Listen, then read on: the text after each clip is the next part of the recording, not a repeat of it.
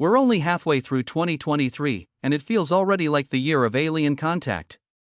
In February, President Joe Biden gave orders to shoot down 3 unidentified aerial phenomena, NASA's title for UFOs.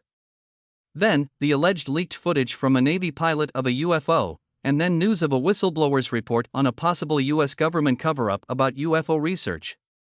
Most recently, an independent analysis published in June suggests that UFOs might have been collected by a clandestine agency of the U.S. government. If any actual evidence of extraterrestrial life emerges, whether from whistleblower testimony or an admission of a cover-up, humans would face a historic paradigm shift.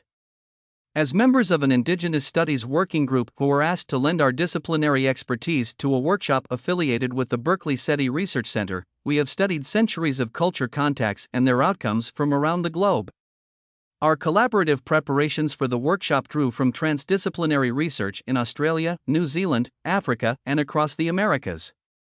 In its final form, our group statement illustrated the need for diverse perspectives on the ethics of listening for alien life and a broadening of what defines intelligence and life. Based on our findings, we consider first contact less as an event and more as a long process that has already begun. Who's in charge of first contact?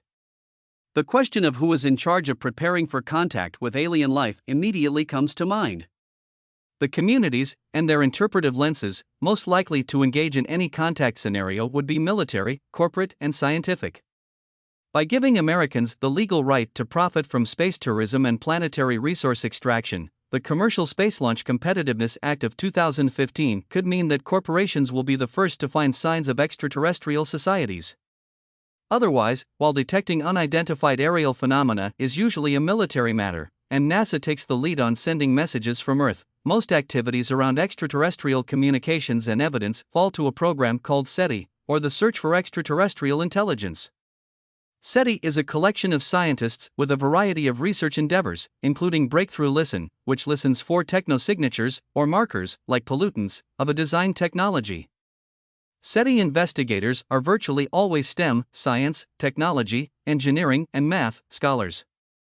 Few in the social science and humanities fields have been afforded opportunities to contribute to concepts of and preparations for contact.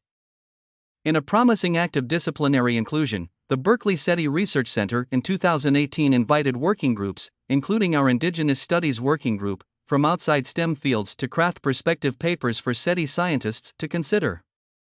Ethics of listening. Neither Break the Listen nor SETI's site features a current statement of ethics beyond a commitment to transparency. Our working group was not the first to raise this issue. And while the SETI Institute and certain research centers have included ethics in their event programming, it seems relevant to ask who NASA and SETI answer to, and what ethical guidelines they're following for a potential first contact scenario. SETI's Post-Detection Hub, another rare exception to SETI's STEM centrism, seems the most likely to develop a range of contact scenarios. The possible circumstances imagined include finding ET artifacts, detecting signals from thousands of light-years away, dealing with linguistic incompatibility, finding microbial organisms in space or on other planets, and biological contamination of either their or our species. Whether the U.S. government or heads of military would heed these scenarios is another matter. SETI-affiliated scholars tend to reassure critics that the intentions of those listening for technosignatures are benevolent, since what harm could come from simply listening? The chair emeritus of SETI research, Jill Tarter, defended listening because any ET civilization would perceive our listening techniques as immature or elementary. But our working group drew upon the history of colonial contacts to show the dangers of thinking that whole civilizations are comparatively advanced or intelligent. For example, when Christopher Columbus and other European explorers came to the Americas, those relationships were shaped by the preconceived notion that the Indians were less advanced due to their lack of writing. This led to decades of indigenous servitude in the Americas.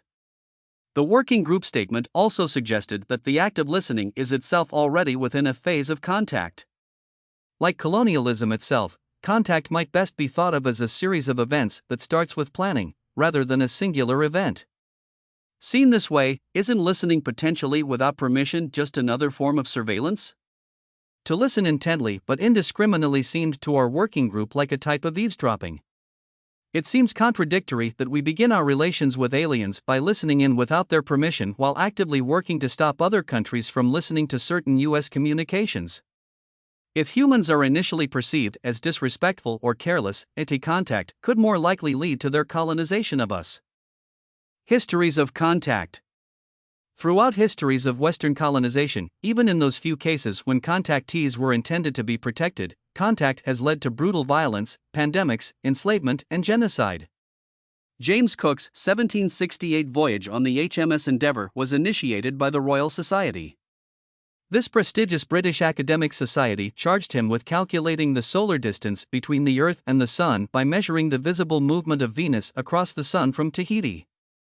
The society strictly forbade him from any colonial engagements. Though he achieved his scientific goals, Cook also received orders from the Crown to map and claim as much territory as possible on the return voyage.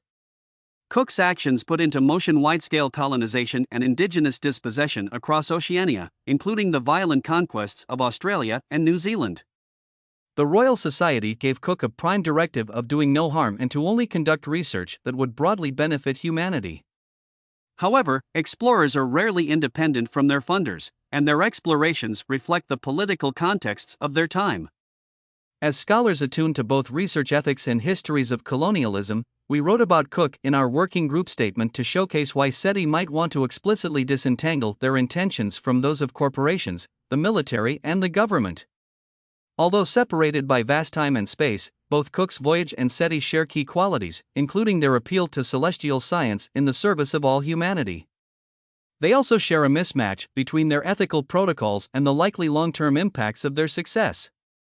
The initial domino of a public ET message, or recovered bodies or ships, could initiate cascading events, including military actions, corporate resource mining, and perhaps even geopolitical reorganizing.